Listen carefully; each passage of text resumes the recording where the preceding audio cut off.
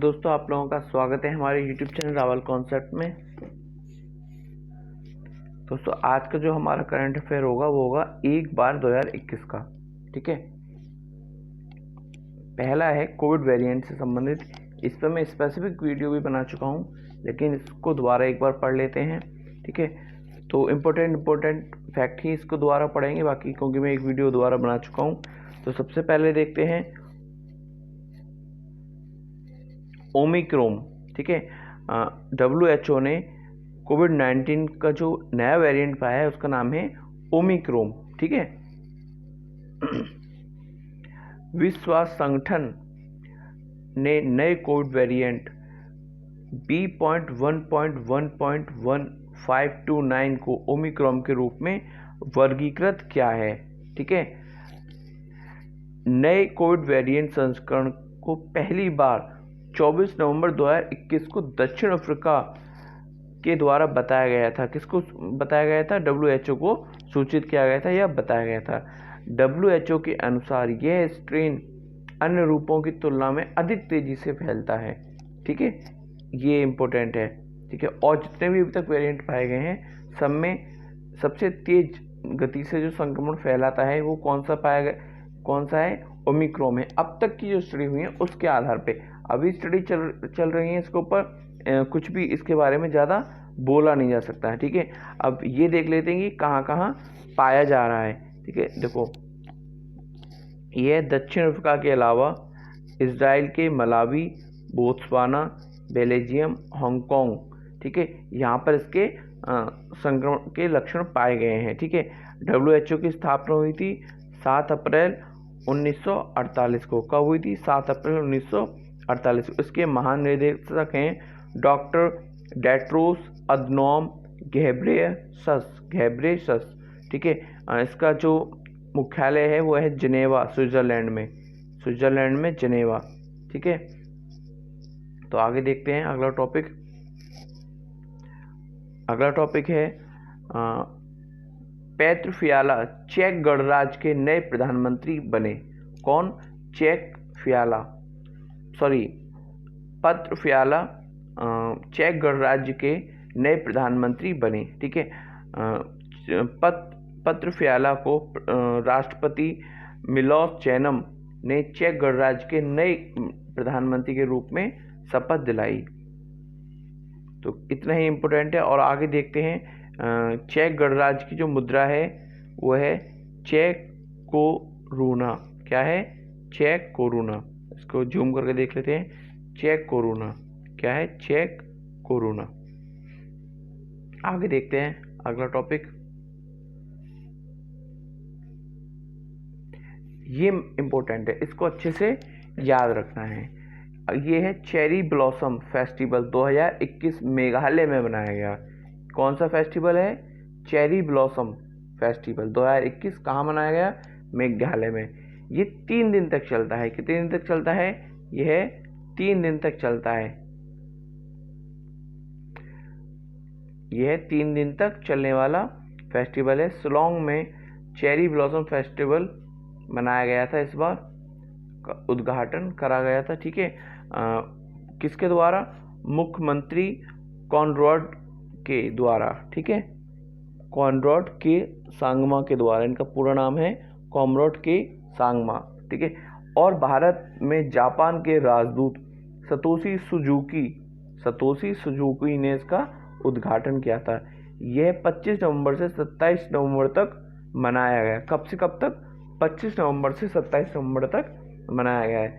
यह उत्सव मेघालय में 2 स्थानों वार्ड लेक और पोलो ग्राउंड में आयोजित किया गया। कहाँ?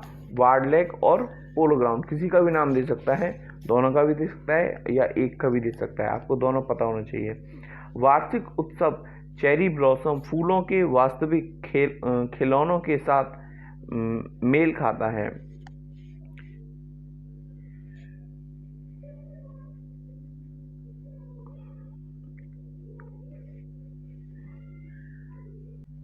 क्या था? यह फूलों के वास्तविक खिलने के साथ मेल खाता है। अगला देखते हैं। अगला है हर्षवंती बिष्ट बनी भारतीय पर्वतारोही फाउंडेशन की पहली महिला अध्यक्ष। काफ़ी इंपॉर्टेंट है, पहली महिला अध्यक्ष बनी है, तो मोस्ट इंपॉर्टेंट है ये। ठीक है। उत्तराखंड की प्रसिद्ध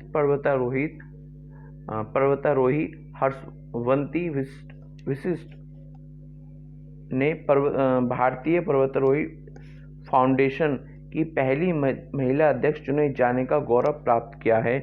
62 वर्षीय विष्ट ने प्रतिष्ठित पद के लिए चुने जाने के लिए 107 वोटों में से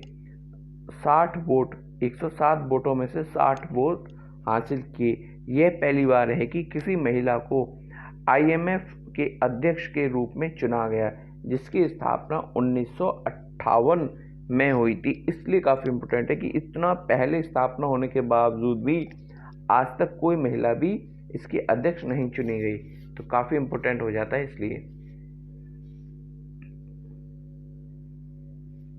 अगला है रजनीश कुमार बने हीरो मोटोकॉर्प के गैर कार्यकारी निदेशक। काफ़ी इम्पोर्टेंट नहीं है, केवल इसलिए इम्पोर्टेंट है कि ये जो पहले कौन थे, पूर्व अध्यक्ष रह चुके थे, कहाँ के, भारतीय स्टेट बैंक के, कहाँ के, भारतीय स्टेट बैंक के।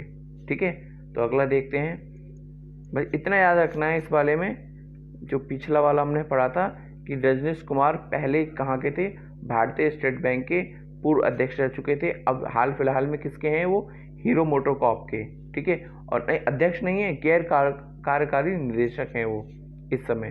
ठीक है। अगला देखते हैं। मानदंडों का पालन नहीं करने पर RBI ने SBI पर लगाया, किस पर, SBI पर लगाया 1 करोड़ का जुर्माना। ठीक है। तो इसमें धारा वगैरह पढ़ लेते हैं, किस धारा के तहत लगाए। भारतीय रिजर्व बैंक ने भारतीय स्टेट बैंक पर बैंकिंग विनियमन अधिनियम 1949 की धारा 19 की उपधारा 2 का उल्लंघन करने पर 1 करोड़ रुपए का मौद्रिक जुर्माना लगाया। काफ़ी इम्पोर्टेंट नहीं है। ठीक है। आगे देखते हैं। हाँ, ये जरूर पूछ सकता है, क्योंकि कई एग्जाम में पूछा है कि हाल फिलहाल में RBI ने निम्नलिखित में से किस बैंक पर जुर्माना लगाया, तो उसमें SBI दे सकता है। ठीक है। तो इस हिसाब से पढ़ना है आपको। आगे देखते हैं। RBI ने निजी बैंकों में प्रमोटर हिस्सेदारी पर 26% की बढ़ोतरी की। ठीक है। जो निजी हिस्सेदारी है उसको बढ़ा दिया है, और कितने की बढ़ोतरी कर दी है, 26% की बढ़ोतरी कर दी है, 26% की बढ़ोतरी कर दी है। इम्पोर्टेंट इतना नहीं है। आगे देखते हैं। अगला है Bajaj Allianz air general insurance ने ड्रोन बीमा के लिए ट्रोपोगो के साथ करार किया। ये भी इम्पोर्टेंट नहीं है, लेकिन बजाज अलियांज जनरल्स के बारे में पढ़ लेते हैं। इसकी स्थापना कब हुई थी, 2001 में हुई थी। इसका मुख्यालय कहाँ है, इसका मुख्यालय महाराष्ट्र में है। इसके जो CEO और MD हैं करंट में, वो हैं तपन सिंगल। ठीक है। अगला देखते हैं। ये मोस्ट इम्पोर्टेंट है। आज के जो हमने करंट टॉपिक पढ़े हैं, जिसमें कि मेघालय वाला था, IMF वाला था, जिसमें बिस्ट के बारे में हमने पढ़ा था, और एक ये 3 मोस्ट इम्पोर्टेंट हैं। ठीक है। भारतीय रेलवे मणिपुर में दुनिया का सबसे ऊंचा सेतु पुल निर्माण कर रहा है। भारतीय रेलवे मणिपुर में दुनिया का सबसे ऊंचा घाट रेलवे पुल का निर्माण कर रहा है। मणिपुर में रेलवे की महत्वाकांक्षी परियोजना जिरीबाम इम्फाल रेलवे लाइन का हिस्सा है, जो अंततः पूर्वोत्तर राज्य को देश की बाकी हिस्सों से जोड़ने के लिए बनाई जा रही है। एक नई ब्रॉड गेज लाइन का हिस्सा है।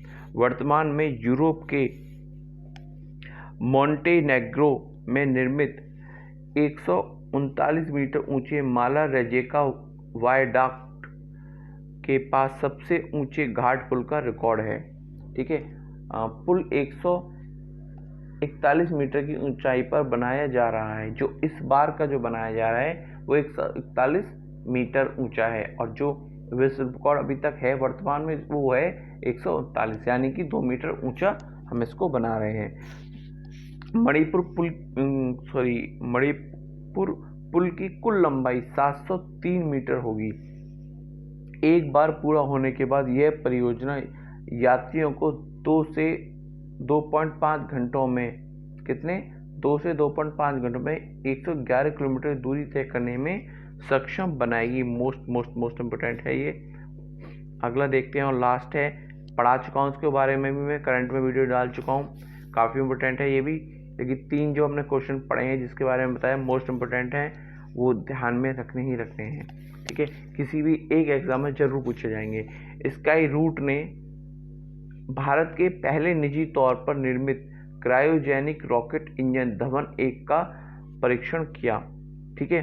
ये एक स्टार्टअप कंपनी है, हैदराबाद स्थित एक अंतरिक्ष प्रौद्योगिकी स्टार्टअप स्काईरूट एयरोस्पेस ने भारत के पहले निजी तौर पर विकसित पूरी तरह से क्रायोजेनिक रॉकेट इंजन धवन 1 का सफलतापूर्वक परीक्षण किया।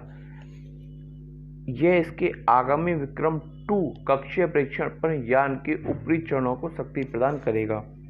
रॉकेट इंजन धवन 1 का नाम भारतीय रॉकेट वैज्ञानिक सतीश धवन के नाम पर रखा गया है। धवन 1 पूरी तरह से made in India cryogenic engine है, जिसे सुपर एओल के साथ 3D प्रिंटिंग का उपयोग करके विकसित किया गया है। इंजन तरलीकृत प्राकृतिक गैस और तरल ऑक्सीजन द्वारा संचालित होता है, ठीक है। ये हम पढ़ चुके हैं डिटेल में, बस स्काई रूट के बारे में एक बार फिर पढ़ लेते हैं। स्काई रूट एयरोस्पेस की स्थापना 12 जून 2018 को हुई थी। स्काई रूट एयरोस्पेस मुख्यालय कहाँ पर है? हैदराबाद, तेलंगाना में। स्काई रूट एयरोस्पेस के सह संस्थापक CEO और CTO पवन कुमार चंदाल हैं। इसके सह संस्थापक COO नागा भारत डाका हैं, ठीक है। तो आज का हमारा करंट अफेयर यहीं समाप्त होता है। हम जाने से पहले आपसे चाहेंगे कि हमारे चैनल को अधिक से अधिक सब्सक्राइब करें, शेयर करें, ठीक है, और बेल आइकन को दबा लें, जिससे कि आने वाली सभी नोटिफिकेशन आपको मिलती रहें। Thank you for watching.